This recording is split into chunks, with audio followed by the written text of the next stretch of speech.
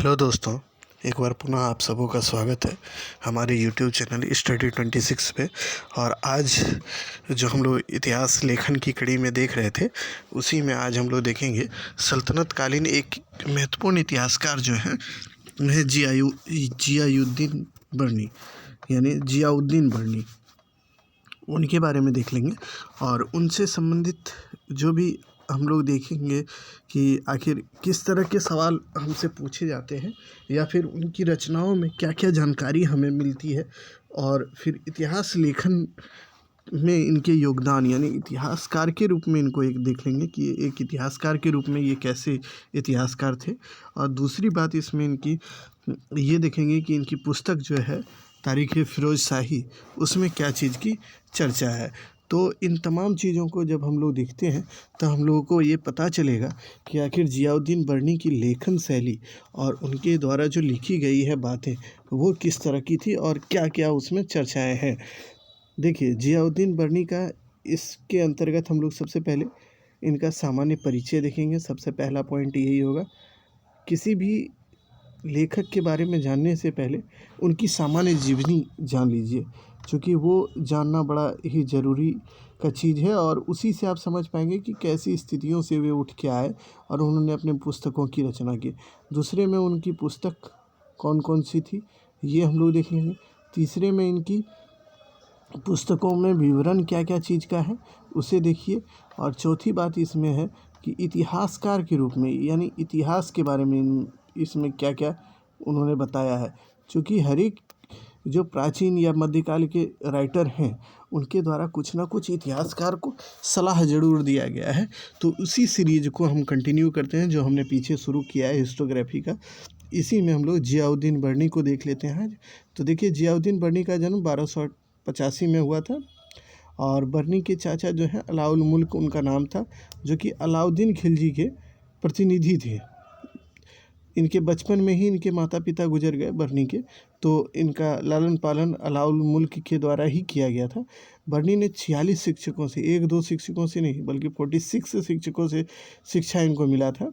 बर्नी मोहम्मद बिन तुगलक, आप जानते हैं तुगलक वंश के शासक हैं, मोहम्मद बिन तुगलक के समकालीन थे। बर्नी को मोहम्मद बिन तुगलक ने नदीम जो है ये उपाधि इनकी थी। जिंदा दिली साथी भी इसे कहा जाता है, यानी ऐसा व्यक्ति जो कि सुल्तान को खुश करने का कार्य करता हो, नदीम के रूप में इनको मिला था। जिंदा दिली साथी के रूप में इनको पद दिया गया था।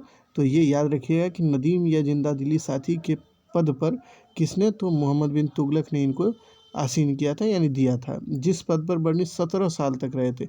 ये सवाल पूछा गया, आप देखिएगा, एक यूजीसी नेट में इसके बारे में पूछा गया है। आपको एक पैरा दे दिया था और उसी में पूछा गया था कि कब तक रहे थे, नहीं रहे थे। तो इन तमाम चीज़ों को जब तक आप पढ़ ना लें तब तक शायद ही वो सवाल आपसे बने।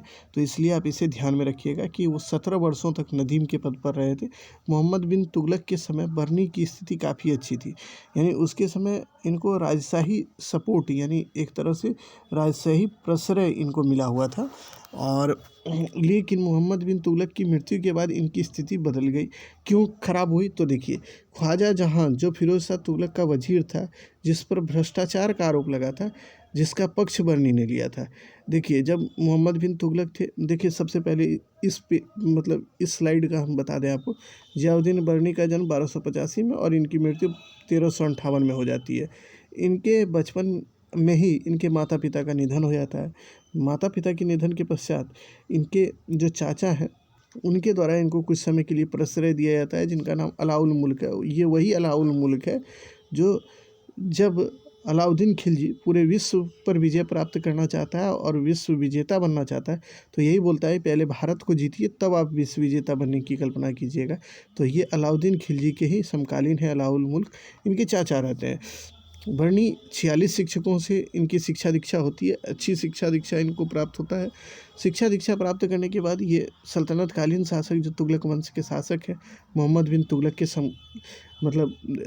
दरबार में आ जाते हैं और वहीं पे इनको नदीम या जिंदा दिली साथी का उपाधि प्राप्त होता है। तो और इसी पद पे वो आसीन कितने दिनों तक, तो आप देखिए 17 वर्षों तक रहते हैं। 17 वर्षों तक इस एक ही पद पर रहने के पश्चात जब फिरोज शाह तुगलक का दौर आता है, तो फिरोज शाह तुगलक के समय इनकी स्थिति ऐसी हो जाती है कि इनको कारागार में डाल दिया जाता है। तो देखिए, ख्वाजा जहाँ जो फिरोज शाह तुगलक का वजीर रहता है, उस पर भ्रष्टाचार का आरोप लगता है कि वो भ्रष्ट व्यक्ति था उसका, तब इन्होंने उसका सपोर्ट किया था। इसी वजह से फिरोज शाह तुगलक इनको भटनेर के जेल में कुछ समय के लिए जेल में डाल देता है, भटनेर के जेल में। और वहीं पर इनकी एक पुस्तक जो रचना हुई, तारीख़ फिरोज शाही और फतवाए जहाँदारी, इनकी पुस्तक, 2 पुस्तकें बहुत ही इंपॉर्टेंट है, याद रखिएगा। तारीख़ फिरोज शाही और फतवाए जहाँदारी, जो कि बर्नी की है। तो इस पुस्तक की रचना इन्होंने जेल में रहकर ही किया था। अपने अंत समय में बर्नी को उनके विरोधी मृत्युदंड देना चाहते थे। जो इनका विरोध करते थे बर्नी का, वो इसको मृत्युदंड देना चाहते थे, परंतु फिरोज शाह तुगलक के निजी हस्तक्षेप से, यानी फिरोज शाह तुगलक उनको मतलब ये मृत्युदंड देने से बचा लिए थे। इसके बाद वह इतनी मतलब जो बर्नी की स्थिति इतनी ख़राब हो गई थी, जब इनका अंतिम संस्कार हो रहा था, तो उसके पास एक मोटी चटाई ही बची थी जिसका यूज उसके लिए कफन बनाने के लिए किया था। और इसकी मृत्यु के बारे में बोला जाता है वेदांत बीमारी और रोजी के लिए भीख मांगते हुए एक व्यक्ति के रूप में, यानी भीख मांगते हुए एक काफ़ी ही निर्धन रूप से इनकी मृत्यु हो गई। मतलब काफ़ी निर्धन हो गए थे उस समय। और जबकि मोहम्मद बिन तुगलक के समय में देखिएगा इनकी स्थिति बहुत ही अच्छी होती है। लेकिन मोहम्मद बिन तुगलक के पश्चात जब इनको ख्वाजा जहाँ की भ्रष्टाचार जो वजीर था फिरोज शाह तुगलक का, उसका सपोर्ट करने की वजह से जब भटनेर के जेल में डाल दिया जाता है, तो इनकी स्थिति धीरे धीरे ख़राब होती चली जाती है। और जब इनकी मृत्यु होती है तो इनके पास कुछ भी नहीं होता है, ना तो संपत्ति होती है, ना घर द्वार, कुछ नहीं। एक भीख मांगते हुए लाचार लोगों की तरह इनकी मृत्यु हो जाती है। तो इनकी रचनाएँ अब देखिए जो महत्वपूर्ण है, फतवाए जहाँदारी, तारीख़ फिरोज शाह, ये दोनों ही तो आपसे पूछेंगे ही, लेकिन इसमें सबसे ज़्यादा इम्पोर्टेंट ये है सहीफ ए नाटे मोहम्मदी। इसके बारे में यूजीसी नेट ने सवाल पूछा हुआ है। इसमें उसने इतना ही नाम रखा था, नाटे मोहम्मदी जो है ये किसकी रचना है, तो ये बर्नी की रचना है। तो ये याद रखिएगा। फिर हसरतनामा है, सलात कबीरी है, तारीख़ अले बरामी का है। तो ये 5-6 किताबें जो है, इसमें से आप ये 3 ज़रूर याद रखें, फतवाए जहाँदारी, तारीख़ फिरोज शाही, सहीफ नाटे मोहम्मदी। ये 3 किताबें आप ज़रूर याद रखिएगा, जो कि प्रीवियस ईयर आप जब यूजीसी नेट का करेंगे तो उसमें आप देखेंगे इससे सवाल रहे हैं। तो इसे आप ध्यान रखें, चूँकि ये इम्पॉर्टेंट बातें हैं जो कि हमने आपको बताया। चलिए अगले स्लाइड में हम लोग देख लेते हैं कि आखिर इनकी सबसे जो महत्वपूर्ण किताब है तारीख़ फिरोज शाही और फतवाए जहाँदारी, तो इसमें क्या क्या है। फतवाए जहाँदारी देखिए, जेल में इन्होंने, हमने बताया जब भटनेर के जेल में थे तो इन्होंने फतवाए जहाँदारी और तारीख़ फिरोज शाही लिखी। तो फतवाए जहाँदारी में मोहम्मद गजनवी को अपने पुत्रों को दिया गया संदेश इसमें बताया गया है कि वो मोहम्मद गजनवी ने अपने पुत्रों को क्या क्या संदेश दिया था। इसमें बर्नी ने सल्तनत का राजनीतिक दर्शन और आदर्श सुल्तान के गुणों का उल्लेख किया। मतलब सल्तनत में कैसा राजनीतिक स्थिति होनी चाहिए, कैसे आदर्श सुल्तान के क्या गुण हैं, इन तमाम चीज़ों की चर्चा इसमें की गई है बर्नी की इस पुस्तक में। बर्नी के अनुसार दिल्ली सल्तनत का सबसे आदर्श सुल्तान फिरोज शाह तुगलक था। इनके अनुसार दिल्ली सल्तनत का सबसे अच्छा सुल्तान कोई था तो वो फिरोज शाह तुगलक था। लेकिन बर्नी के अनुसार संपूर्ण मुस्लिम जगत का सबसे अच्छा सुल्तान कोई था तो मोहम्मद गजनवी था। तो इन्होंने बताया कि दिल्ली सल्तनत का सबसे आदर्श सुल्तान फिरोज शाह तुगलक और संपूर्ण मुस्लिम जगत का सबसे आदर्श सुल्तान मोहम्मद गजनवी था।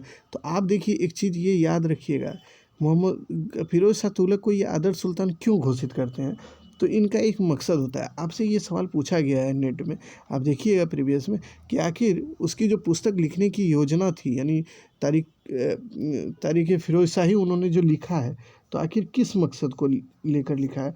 तो देखिए जब भटनेर के जेल में इनको डाल दिया गया तो ये चाहते थे कि इनको भटनेर के जेल से वापस रिहा कर दिया जाए, और ये एक और चीज़ चाहते थे कि इनको एक शाही समृद्धि जो प्राप्त था पहले वो पुनः मिल जाए।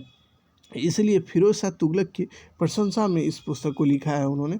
तो ये ध्यान में रखें कि फिरोज शाह तुगलक की प्रशंसा, ऐसे नाम से भी पता चला है तारीख़ फिरोज शाही, यानी फिरोज शाह के ही बारे में लिखा होगा। तो फिरोज शाह तुगलक के प्रशंसा के बारे में उसमें लिखित बातें हैं, तो ये आप ध्यान रखिएगा। चलिए अगली बातें इसमें ये है, वह अन्य सुल्तानों को महमूद गजनवी से प्रेरणा लेने की बात करता है। यानी वो कहता है कि इस संसार का सबसे अच्छा सुल्तान कोई है तो वो संपूर्ण मुस्लिम जगत का महमूद गजनवी है। तो अन्य सुल्तान जो भी हैं इस संसार में वो उससे प्रेरणा लें। और ये कहता है कि सल्तनत कालीन सबसे अच्छा सुल्तान कोई है तो वह है फिरोज शाह तुगलक। तो फिरोज शाह तुगलक को आदर्श सुल्तान के रूप में प्रदर्शित करता है। वह फिरोज शाह तुगलक को दिल्ली सल्तनत का पहला सच्चा सुल्तान घोषित, यानी वो बोलता है कि वो पहला दिल्ली सल्तनत का सच्चा सुल्तान है। बर्नी के अनुसार बादशाह की सेना और सेना ही बादशाह थे, यानी बादशाह मतलब बादशाह जो है वो सर्वे सर्वा होता है और बादशाह के पास जो भी है, बादशाह की सेना जो है वो ही सर्वे सर्वा होती है। तो ये बात बर्नी का था। बर्नी का सबसे बड़ी विशेषता उसके सल्तनत के आर्थिक आधार को की समझ है। उसकी सबसे बड़ी विशेषता है बर्नी की कि सल्तनत की आर्थिक आधार को उसने समझा और उसे बताने का कार्य किया।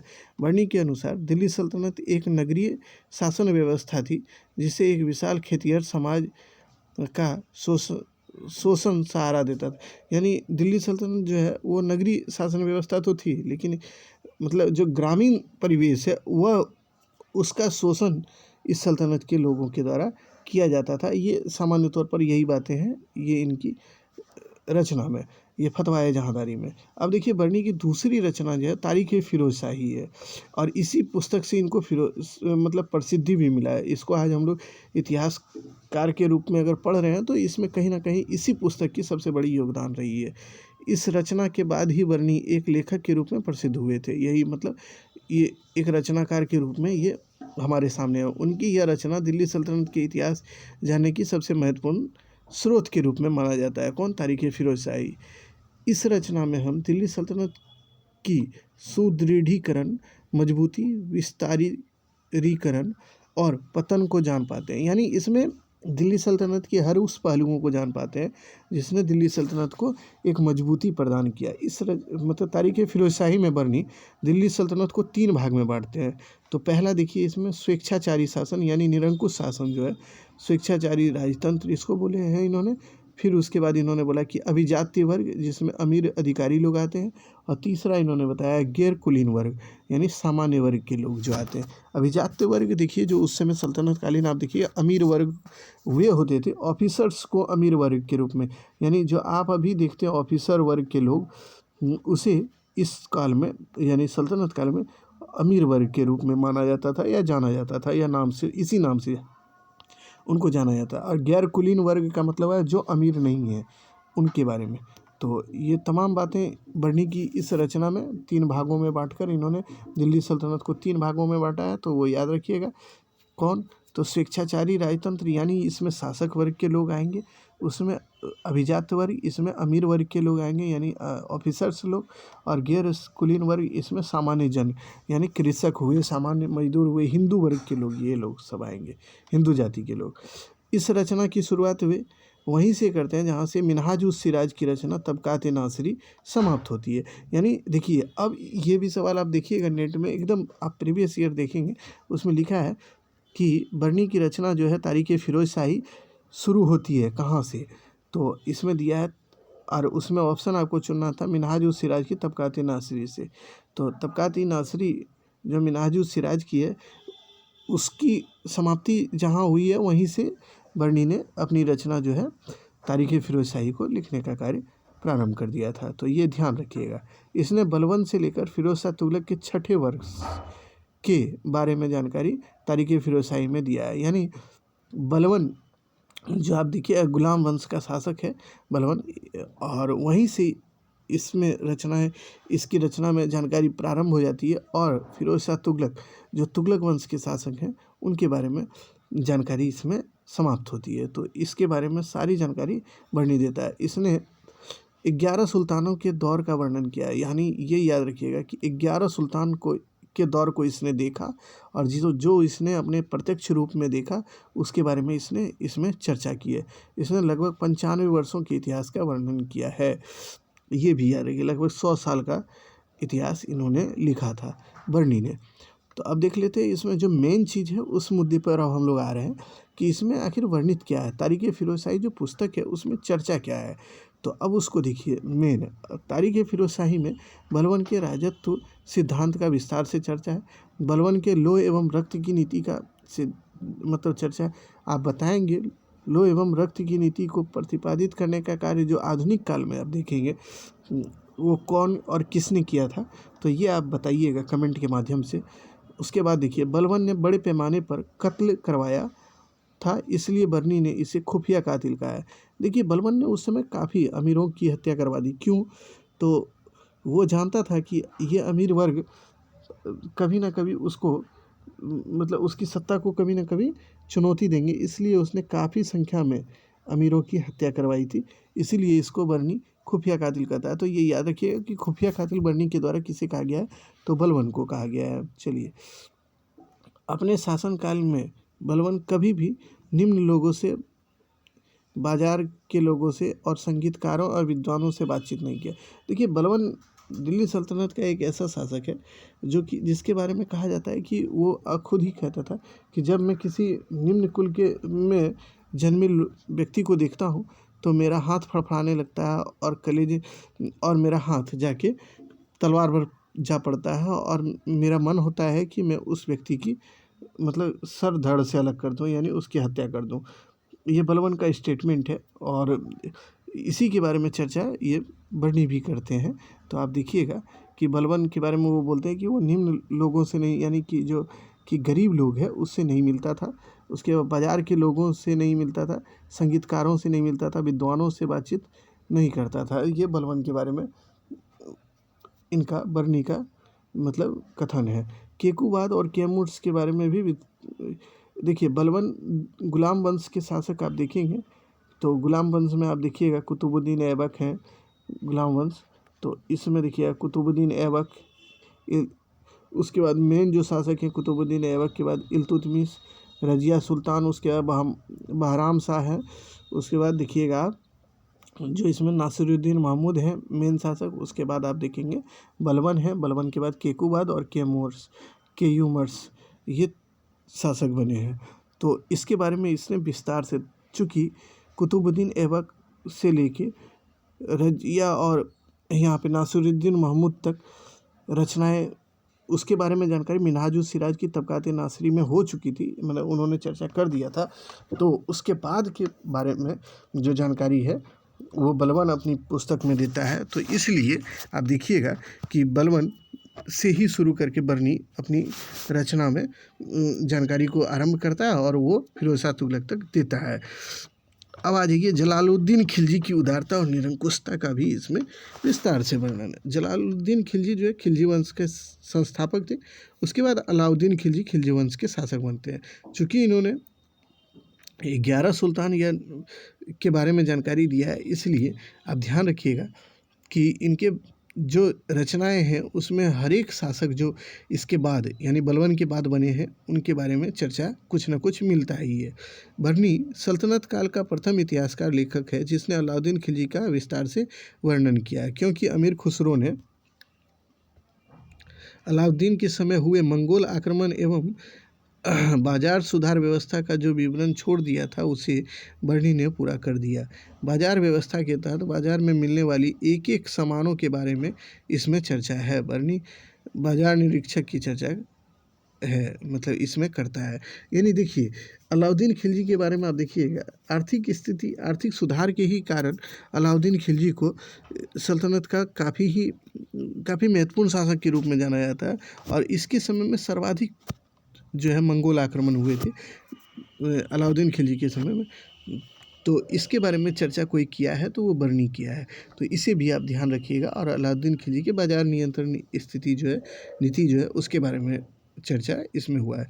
बर्नी ये बताता है कि सल्तनत काल में अलाउद्दीन के समय 1 पैसा, मतलब सबसे कम दाम में 1 पैसा यानी 1 दाम में 1 घोड़ा मिल जाता है, लेकिन पैसा किसके पास था। यानी देखिए, अलाउद्दीन खिलजी के समय में आप जब पढ़ेंगे तो देखिएगा बाजार नीति के ही कारण आप देखेंगे इसकी बाज़ार में जो भी वस्तुएं थे वो काफ़ी सस्ती थी, लेकिन लोगों के पास इतने धन ही नहीं थे कि वो खरीद ले। और जिनके पास धन होता था, अगर वो महंगी वस्तुएं खरीद लेता था तो उसके बारे में जांच पड़ताल आरंभ हो जाता था और उसको उससे ये जानकारी ली जाती थी कि वो कहाँ से इतना धन लाया है। तो अलाउद्दीन के समय ये स्थिति काफ़ी विकट थी। लोगों के पास पैसा होते हुए भी वे माल नहीं खरीद अच्छे सामान नहीं खरीद पाते थे, और लोगों के पास और कुछ ऐसी भी स्थितियाँ थी जिसमें लोगों के पास पैसे होते भी नहीं थे। इसने काजी की सलाह यानी शरीयत को मानने से इनकार कर दिया। शरीयत हाँ, की सलाह मानने से इनकार कर दिया था। किसने? तो अलाउद्दीन खिलजी ने। तो आपसे पूछा भी जाता है कि किसने काजी की सलाह को मानने से इनकार कर दिया, तो वो अलाउद्दीन खिलजी है। और जिसके बारे में कौन चर्चा करता है? तो बर्नी करता है। ये याद रखिएगा, ये सवाल पूछा हुआ है कि निम्न में से सल्तनतकालीन कौन शासक है जिसने काजी की सलाह यानी शरीयत को मानने से इनकार कर दिया था? तो वो अलाउद्दीन खिलजी है। अलाउद्दीन खिलजी ने अपने दौर में शराबी, नशेड़ी, अय्यासों जो छिपकर शराब बेचते थे उन पर पूर्ण प्रतिबंध लगा दिया। ये भी देखिएगा, सवाल पूछा हुआ है। उसमें 2-3 स्टेटमेंट था और एक स्टेटमेंट था निम्न में से मतलब अलाउद्दीन के द्वारा शराबियों, नशेड़ियों और ऐसे करके शराब पे, जुआ पे, इन सभी चीज़ों पे प्रतिबंध लगाया गया था। तो ये एक स्टेटमेंट के रूप में सवाल ये भी नेट में पूछा गया है, इसलिए इसे भी ध्यान रखेंगे। जितना खून अलाउद्दीन ने बहाया उतना मिस्र के राजा यानी फ़ाराओ ने भी नहीं बहाया था। ये बर्नी बताता है कि जितना खून अलाउद्दीन खिलजी ने सल्तनत काल में बहाया उतना मिस्र के राजाओं ने भी नहीं बहाया था। अमीर खुसरो की रचना में मुबारक शाह के बारे में भी पूरी जानकारी नहीं मिल पाती है, जिसे बर्नी के द्वारा दिया गया। अमीर खुसरो की रचना में मुबारक शाह का जानकारी, जो कि आप देखिए अलाउद्दीन के बाद बनते हैं, उसके बारे में नहीं मिलती है, लेकिन बर्नी उसके बारे में चर्चा करता है। मोहम्मद बिन तुगलक के बारे में इसमें क्या जानकारी है तारीख़ फ़िरोज़शाही में? तो ये देखिए, बर्नी मोहम्मद बिन तुगलक के प्रशासनिक व्यवस्था का जानकारी इसमें देता है।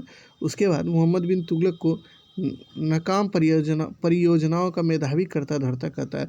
यानी देखिए, इसलिए इसको कहता है चूँकि आप देखिए मोहम्मद बिन तुगलक कई एक परियोजनाएं चलाया उसने, और काफ़ी अच्छी परियोजनाएं उसने चलाए, जो कि उसकी नीति थी बनाने की, उसकी काफ़ी अच्छी परियोजनाओं की थी, बट उसे वह पूरा करने से पहले ही समाप्त कर देता था, यानी छोड़ देता था, उसे पूरा नहीं करता था। कोई भी परियोजनाओं को वो पूरा करने का मतलब इच्छुक नहीं था, यानी कर ही नहीं पाता था। वो कई एक योजनाएं बनाता था और उसे आधा अधूरा छोड़ के फिर दूसरी कार्य करने में लग जाता था।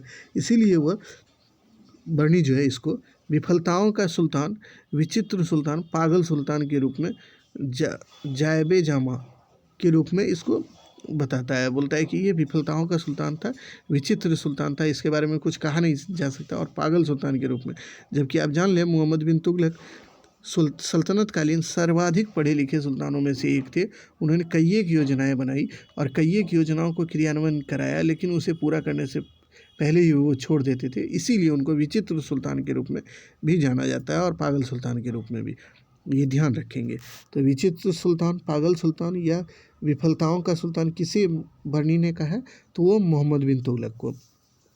बर्नी मोहम्मद बिन तुगलक के राजधानी परिवर्तन के प्रयोग से काफ़ी आक्रोशित, यानी देखिए मोहम्मद बिन तुगलक ने दिल्ली से दौलताबाद दिल्ली से अपनी राजधानी को ट्रांसफ़र करके दौलताबाद कर दिया। तब जब इसे उसने वहाँ से बदला और दौलताबाद किया, तो इससे बर्नी काफ़ी उससे प्रभावित हुआ और वो काफ़ी क्रोधित हुआ कि भाई ये तो करना नहीं चाहिए था। और इसके बारे में वो बोलता है कि दिल्ली नगर उजड़ गई, वीरान हो गई, अंधे लंगड़े सब दौलताबाद चले, दिल्ली में एक कुत्ता भी नहीं बचा, दिल्ली जो है बिल्ली रहित हो गई। यानी वो कहता है कि भाई देखिए, जब दौलताबाद राजधानी उसने ट्रांसफ़र किया दिल्ली से मोहम्मद बिन तुगलक ने, तो दिल्ली की ऐसी स्थिति रही कि वहाँ कोई लोग नहीं रहे, सारे के सारे लोग दिल्ली से उठकर दौलताबाद जाने लगे, और इस क्रम में दिल्ली बिल्ली रहित हो गई। यानी दिल्ली में एक भी बिल्ली नहीं रहा, एक भी कुत्ता नहीं रहा, यानी सारे पशु पक्षी जानवर मानव सभी उठ के दिल्ली से दौलताबाद चले गए। जो देखिएगा ये भी इसकी योजनाएं काफ़ी अच्छी नहीं रही। किसकी? तो मोहम्मद बिन तुगलक की, जो कि आप बाद में जब मोहम्मद बिन तुगलक हम पढ़ाएंगे तो वहाँ पे आप देखिएगा दिल्ली सल्तनत में कि दौलताबाद से जब इसकी राजधानी बनती है तो वहाँ भी कई एक कठिनाइयाँ इसके सामने आ जाती है, और इस क्रम में वो ये होता है कि पुनः इसको दिल्ली वापस आना पड़ता है और पुनः दिल्ली को अपनी राजधानी बनानी पड़ती है इसे। चलिए अब देखते हैं फिरोज शाह तुगलक की उपलब्धियों का विस्तार से इसमें वर्णन है, जिसमें दीवान ए बंदगान ये है जो है दासों का विभाग था, उसके बारे में, नगरों की स्थापना के बारे में, सिंचाई व्यवस्था के बारे में, कैसे कैसी व्यवस्थाएं उसके द्वारा की गई थी, इन तमाम चीज़ों के बारे में इसने चर्चा किया है। बर्नी का हिंदुओं के प्रति क्या सोच था, ये बहुत इम्पोर्टेंट है कि हिंदुओं के बारे में वो क्या सोचता था। बर्नी का विचार काफ़ी संकीर्ण का मतलब है कि वो एक धर्म इस्लाम धर्म का बड़ा ही उपवासक था, यानी इस्लाम धर्म का काफ़ी विस्तार से चर्चा करता है, लेकिन हिंदू धर्म के प्रति उसके अच्छे रवैये नहीं थे, अच्छे विचार नहीं थे। हिंदुओं के प्रति वे मतलब हिंदुओं को वो निम्न कुल का व्यक्ति मानता था, यानी उसे गरीब, यूँ कहें तो सल्तनत काल का गरीब जो होता था वो निम्न कुल का ही व्यक्ति कहलाता था, तो वो गरीब मानता था। वो कहता था कि हिंदुओं में काफ़ी बल प्रयोग किया जाता था, फिर भी हिंदुओं पर कोई प्रभाव नहीं पड़ता था, यानी हिंदुओं को मारा पीटा जाता था लेकिन हिंदुओं को कोई इससे दिक्कत नहीं होता था, वो मारपीट खा लेते थे और अच्छे से सहनशीलता से रह जाते थे। ये बर्नी बोलता है भयभीत होने के बावजूद हिंदू ने इस्लाम को नहीं स्वीकार किया, अपने दिलों से इस्लाम को वैसे ही निकाल के फेंक दिया जैसे आटा गूँथते समय एक महिला उसमें आटे में पड़े बाल को निकाल कर फेंक देती है, उसी तरह हिंदुओं ने भी इस्लाम को स्वीकार नहीं किया। यानी वो कहता है कि देखिए हिंदू के बारे में इसके विचार बहुत अच्छे तो थे नहीं बर्नी कहता है कि भाई देखिए हिंदू के ऊपर बल प्रयोग भी, मतलब उसको मारा पीटा भी जाता है तो उस पर कोई प्रभाव नहीं पड़ता है, यानी इसको मारिए पीटिए, ऐसे वो सुल्तान को ये सारी बातें बोलता है। और उसी में ये कहता है कि देखिए हिंदुओं पर इतना बल प्रयोग हुआ तब भी शासक चाहते थे कि वो इस्लाम धर्म स्वीकार करे या वहाँ की जनता रियाया, तब भी हिंदुओं ने इस्लाम को न स्वीकार किया। उन्होंने इस्लाम को ठीक ऐसे ही अपने दिल से बाहर फेंक दिया था निकाल के। हिंदुओं ने जिस प्रकार एक महिला जब आटा गूँथती है ना, अगर उसमें बाय द वे एक आके केस उस पड़ जाए तो उसको किस तरह निकाल देती है और फिर अपना कार्य आरंभ ही रखती है, मतलब उसे वो आटे को नहीं फेंक कर उस केस को निकालती है और फेंक देती है। ठीक वैसे ही प्रकार हिंदू लोग जो हैं वो इस्लाम को ना स्वीकार करके इस्लाम को ऐसे ही उठा के फेंक दिए हैं जैसे कि एक महिला आटा गूँथते समय केस को निकाल के फेंक देती है। तो ये उसका कहना था। बर्नी की एक और रचना है नाटे मोहम्मदी, इसे सनाए मोहम्मदी भी कहा जाता है। तो नाटे मोहम्मदी देखिए ये बहुत इंपॉर्टेंट है, आप याद रखेंगे, इससे सवाल एक बार पूछा गया है और इसे याद जरूर रखिएगा, क्योंकि ये सवाल बन भी सकता है कि नाटे मोहम्मदी किसकी रचना है। तो बर्नी की दो ही रचना लोगों को याद रहती है, फतवाए जहांदारी और तारीख़ फिरोज शाही, लेकिन ये रचना अगर याद ना हो तो कभी कभी आप फंस भी सकते हैं, और अगर याद है तो आपको आराम से 1 नंबर मिल जाएगा। तो अब देखिए इसमें इल्तुतमिश के दौर की बातें तो की गई है, जो हिंदुओं के प्रति उसकी नीति थी इसके बारे में चर्चा है, मतलब इल्तुतमिश की नीति जो थी वो इसमें चर्चित है नाटे मोहम्मदी में। इल्तुतमिश क्या बोलता है, एक इल्तुतमिश की कथन है, उसको आप देख लीजिए। भारत में मुस्लिम उतनी ही संख्या में है जितने खाने में नमक को दिया जाता है। खाने योग्य एक एक चीज़ों को नमकीन नहीं बना सकता। अगर हिंदुओं को जबरन इस्लाम में परिवर्तन हुआ तो ऐसा आग भड़केगा जिससे काबू करना मुश्किल हो जाए। यानी देखिए ये पूरा माजरा आपको समझाते हैं। देखिए जब इल्तुतमिश का शासन चल रहा होता है तो इल्तुतमिश के शासन काल में ही उनसे अमीर वर्ग के लोग कुछ बोलते हैं कि भाई देखिए जो हिंदुओं को इस्लाम धर्म स्वीकार करवाइए, उसको बाय जबरन हिंदू धर्म से इस्लाम धर्म में ट्रांसफ़र कीजिए, तभी वो ये इल्तुतमिश कहता है कि देखिए भारत जो है वो इस्लामिक कंट्री नहीं है, मुस्लिम की संख्या यहाँ पे काफ़ी कम है, बहुत ज़्यादा तो है नहीं। जिस प्रकार भोजन में नमक दिया जाता है उससे स्वाद उसमें जो परिवर्तन होता है ठीक उतना ही यहाँ पे मुस्लिम है। और अगर मुस्लिम लोग हिंदुओं को इस्लाम में अगर ट्रांसफ़र यानी मतलब इस्लाम को स्वीकार करने के लिए बाध्य करेंगे तो एक ऐसी आग भड़केगी यहाँ भारत में कि उसे मतलब शांत करना मुश्किल हो जाएगा। ये इल्तुतमिश का कथन है जो कि बर्नी अपनी रचना में वर्णित करता है। बर्नी कहता है मोहम्मद बिन तुगलक निम्न कुल में उत्पन्न व्यक्तियों को ठीक उसी प्रकार घृणा करता था जैसे मुस्लिम लोग मूर्ति से करते थे। यानी देखिए इस्लाम धर्म जो है उसमें मूर्ति पूजा नहीं है। आप इस्लाम का उदय जो मेरा लेक्चर है आप सल्तनत काल देखिएगा, उसमें हमने बताया भी है कि इस्लाम में मूर्ति पूजा नहीं है। अब मूर्ति पूजा नहीं है तो वो मूर्ति पूजा से उनका विशेष लगाव नहीं था, वो मूर्ति मतलब उससे घृणा करते थे। तो वही वो बोलता है कि मोहम्मद बिन तुगलक निम्न कुल में जो जन्मे लोग होते थे उससे उसी तरह घृणा करता था जैसे इस्लाम को मानने वाले मुसलमान जो हैं वो मूर्ति से घृणा करते थे, उसी तरीके से। फिर भी उस सुल्तान ने योग्यता के आधार पर लोगों को ऊंचे पद पर नियुक्त किया, व्यापक रूप से भूभाग दिए और प्रशासन का दायित्व दिए। देखिए, मोहम्मद बिन तुगलक के बारे में एक चीज़ याद रखिएगा, वो एक ऐसा सुल्तान था कि जिसने योग्यता के आधार पर लोगों को यानी हिंदुओं को भी मतलब उच्च पद पर आसीन किया, यानी उच्च पद दिए और उसको शासन प्रशासन का दायित्व सौंपा था। तो ये बरनी की सबसे महत्वपूर्ण बातें थी, तो ये आप ध्यान रखिएगा। तारीख़ फ़िरोज़शाही में इतिहास और इतिहासकार के बारे में बरनी की क्या रचना जानकारी है, यानी वो क्या बोलता है वो आप देखिए। बरनी लेखक, विद्वान, इतिहासकार है, सबसे बढ़कर वो भयमुक्त इतिहासकार है। बरनी जो है वो भयमुक्त है, मतलब वो किसी भी बात को लिखने में डरता नहीं है, संकोच नहीं है उसके अंदर। वे सामाजिक, आर्थिक, बौद्धिक इतिहास लिखने में अधिक दिलचस्पी रखते हैं, राजनीतिक इतिहास लिखने में कम। यानी वो राजनीतिक इतिहास ना लिखकर समाज के बारे में, बौद्धिक इतिहास को, आर्थिक इतिहास को लिखने में ज़्यादा मतलब अपना दिलचस्पी रखते थे। वे जो भी चीज़ लिखते थे वह आलोचनात्मक शैली में लिखते थे, यानी उसमें आलोचनात्मक शैली का भरपूर प्रयोग किया जाता था। एक इतिहासकार के रूप में बरनी सबसे बड़ी खासियत यह है कि वे कहानी कहने लिखने में बिल्कुल रुचि नहीं रखते थे।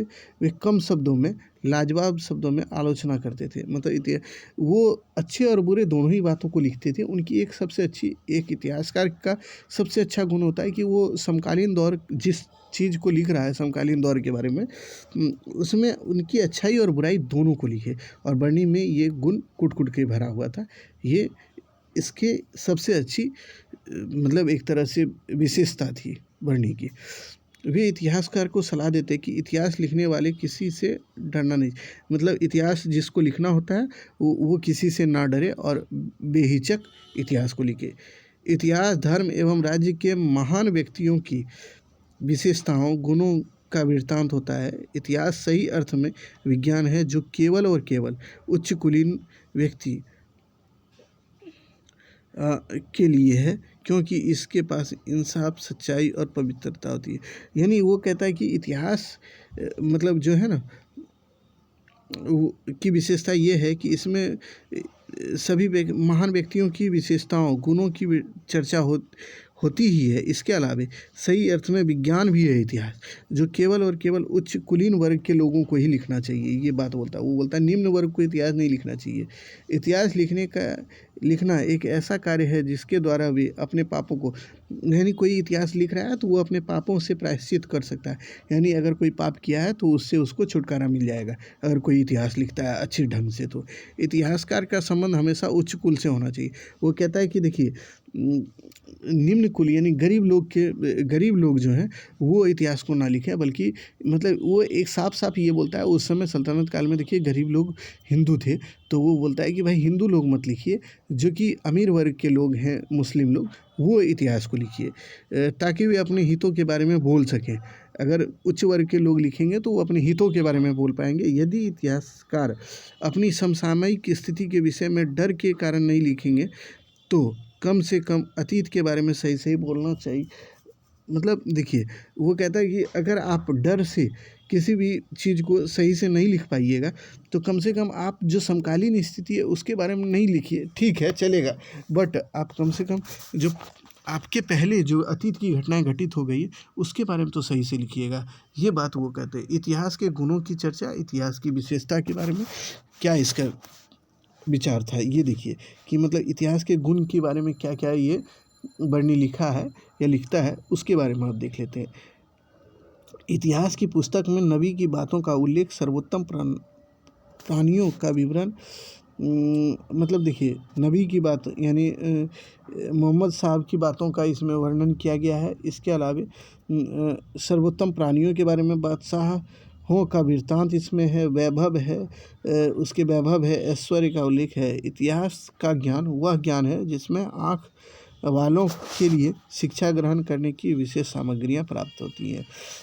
यानी वो कहता है कि इतिहास का ज्ञान एक ऐसा ज्ञान है जिसमें जो आँख वाले हैं, यानी जो देख सकते हैं, उनके लिए ज्ञान प्राप्त करने की काफ़ी सामग्री इसमें उपलब्ध है। तो ये इतिहास के बारे में वो वर्णनी बताता है। इतिहास का हदीस के ज्ञान से विशेष संबंध होता है। हदीस में पैगंबर के कर्तव्यों का वर्णन मिलता है। ये इतिहास का ज्ञान और हदीस जुड़वा बच्ची के समय, यानी हदीस जो है पैगंबर मोहम्मद साहब, जब हमने इस्लाम आपको पढ़ाया था तो हदीस की रचना पैगंबर मोहम्मद साहब के द्वारा की गई थी। तो उनकी बातों को उसमें लिखा गया है। तो उसमें जो चर्चित है उसके बारे में जानकारी इतिहास से ही मिलती है। इसीलिए इतिहास और हदीस को ये बोलता है कि वो जुड़वा बच्चे के रूप में है। इतिहास की यह विशेषता है कि उसमें ज्ञान के द्वारा मनुष्य की बुद्धि, चेतना, अच्छे विचार, उपाय जानने की शक्ति में वृद्धि होती है। मनुष्य दूसरे के अनुभवों से, ज्ञान से लाभ उठाकर स्वयं धीरे धीरे अनुभवी हो जाता है। ये सब देखिए ज़्यादा इम्पोर्टेंट नहीं है, वो इतिहास के बारे में जो बातें लिखा है वो हम पढ़ के सुना देते हैं आपको। अतः इतिहासकार प्राचीन घटनाओं से के ज्ञान से अपने कार्य में दक्ष, निपुण हो सकता है। यानी वो प्राचीन भारत, मतलब प्राचीन जो घटनाएं हुई है उससे ज्ञान प्राप्त करके और उससे फिर आने वाले समय में सीख लेने के लिए दक्ष हो सकता है। ऐसी बातें वो कहता है। इतिहास के ज्ञान से बहुत सी घटनाओं का पता चलता है। उनके घटने से पूर्व, मतलब अगर आप इतिहास के बारे में जानकार हैं, यानी इतिहास को जानते हैं, तो घटनाएं जो घटित होनी है या होने वाली है उससे पहले ही आपको उसके बारे में जानकारी मिल जाएगी कि भाई क्या घटनाएं घटित होने वाली है आपके। और उससे पहले अगर आप घटना के बारे में जान जाएंगे कि हाँ यही घटना घटने वाली है, तो उससे आप सावधानीपूर्वक सचेत हो जाइएगा और उस घटना को घटने से रोक सकते हैं।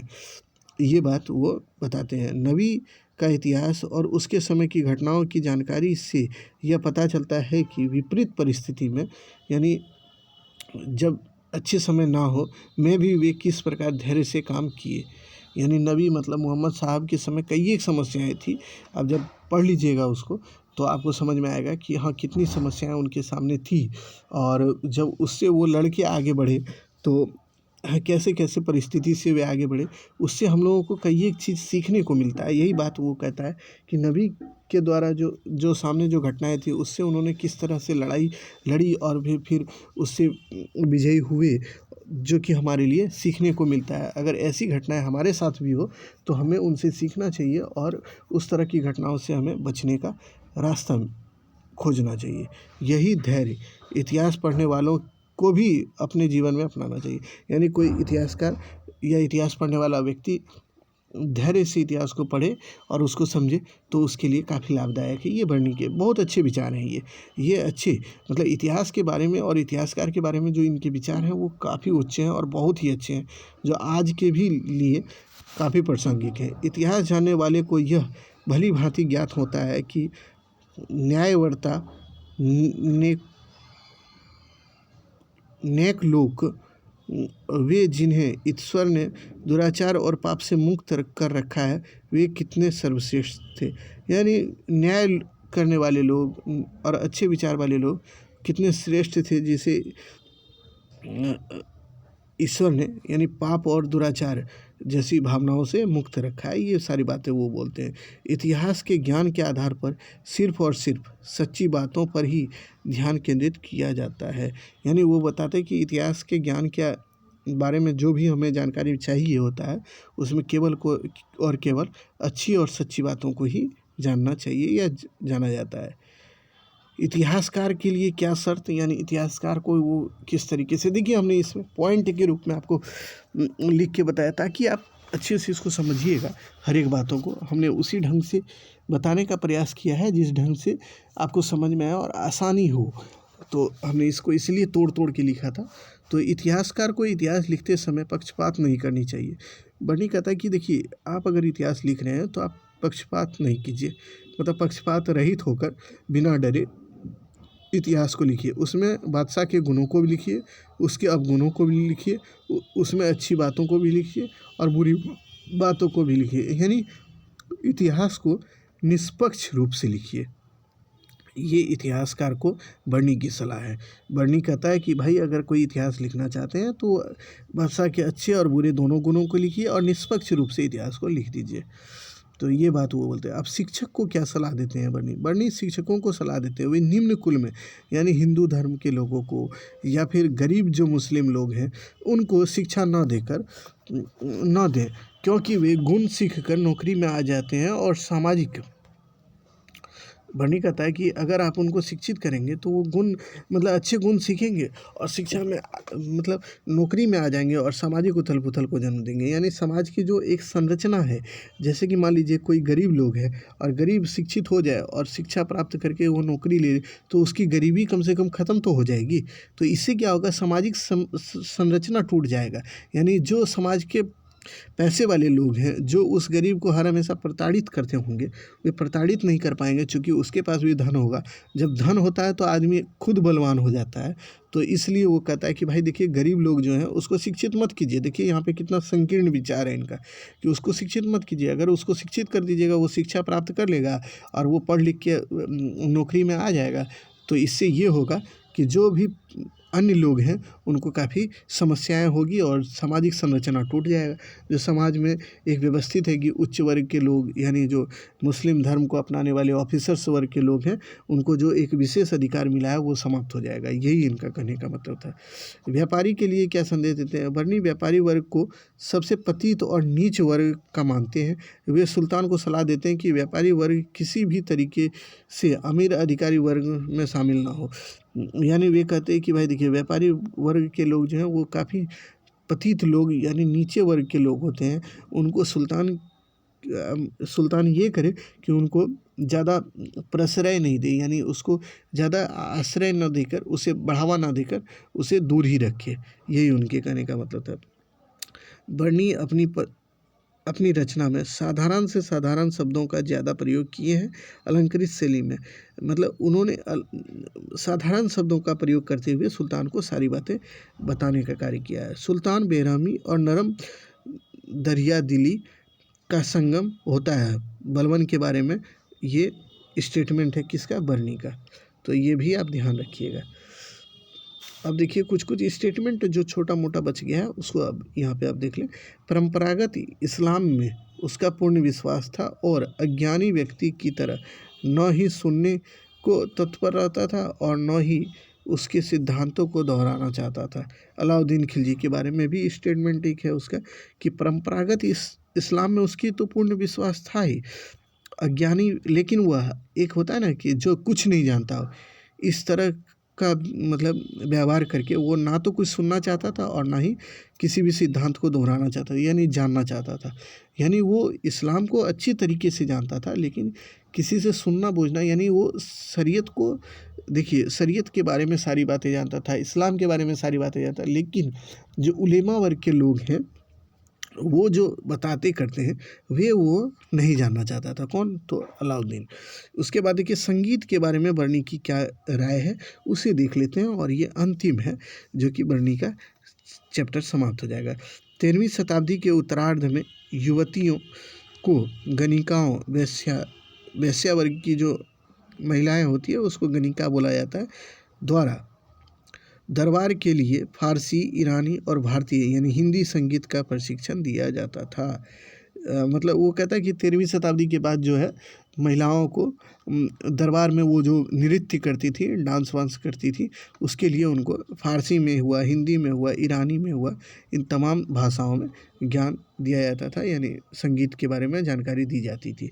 चलिए आज हमने कोशिश किया कि जियाउद्दीन बर्नी को एक वीडियो के माध्यम से समेट के आपके सामने रख दें, ताकि आप अगर किसी भी परीक्षा की तैयारी कर रहे हो या एमए या फिर यूजीसी नेट की, तो आप आसानी से बर्नी के बारे में जान पाएँ। अगर आप किसी यूनिवर्सिटी यानी की तैयारी कर रहे होंगे, तो इसमें देखिएगा आपसे पूछेगा कि ज़ियाउद्दीन बर्नी को एक इतिहासकार के रूप में मतलब ज़ियाउद्दीन बर्नी का विवरण दें। तो देखिए इतिहासकार के रूप में जब भी बातें लिखिएगा तो उसमें सामान्यतः हल्की परिचय उनकी दे दीजिए। उसके अलावा उनकी पुस्तकों में जो हल्की-फुल्की चर्चाएँ हों उसको जितना याद रहे उसे लिख लें, और उसके अलावा उसके इतिहास के बारे में जो विशेष बातें उसने कही है, जो हमने पढ़ाया, उसको आप लिख लें। तो इससे ये लाभ होगा कि वो उत्तर काफ़ी ही अच्छे आंसर में आएगा, गिना जाएगा और अच्छे तरीके का क्वालिटी वाला आंसर होगा। तो इसलिए आप उस तरीके से लिखेंगे तो ज़्यादा बेहतर होगा। और अगर यूजीसी नेट की तैयारी करते हैं तो इससे कई एक सवाल पूछे गए, जहां हमने बताया भी आपको कि यहाँ से सवाल आए हैं। तो उस तरीके के सवाल अगर बने हैं तो हो सकता है कि अन्य जब कभी एग्ज़ाम होगा इससे संबंधित तो उसमें और भी इससे सवाल बनते रहेंगे। तो इसे थोड़ा यूजीसी और यूपीएससी ये दोनों ही के लिए ये ज़्यादा इम्पोर्टेंट होता है, चूँकि इससे सवाल लगभग 1-2 बार इसको संबंधित करके और इसका स्टेटमेंट लेके लिख दिया जाता है और बोलता है कि किसके बारे में बोला गया, किस सुल्तान के बारे में। जैसे इन्होंने बलबन के बारे में कुछ बोला, अलाउद्दीन के बारे में कुछ बोला, मोहम्मद बिन तुगलक के बारे में बोला, फिरोज़ शाह तुगलक के बारे में कुछ बोला, तो उनके बारे में ये पूछा जाता है, कोटेशन दे देता है और बोलता है ये किसके द्वारा कहा गया होगा, तो ये बताइए। तो वो आप याद रखिएगा कि वो जो बर्नी के द्वारा कहा गया है उसे आप ध्यान में रखिएगा। तो चलिए इस वीडियो में इतना ही। अब मिलते हैं पुनः एक नए वीडियो के साथ, तब तक के लिए धन्यवाद।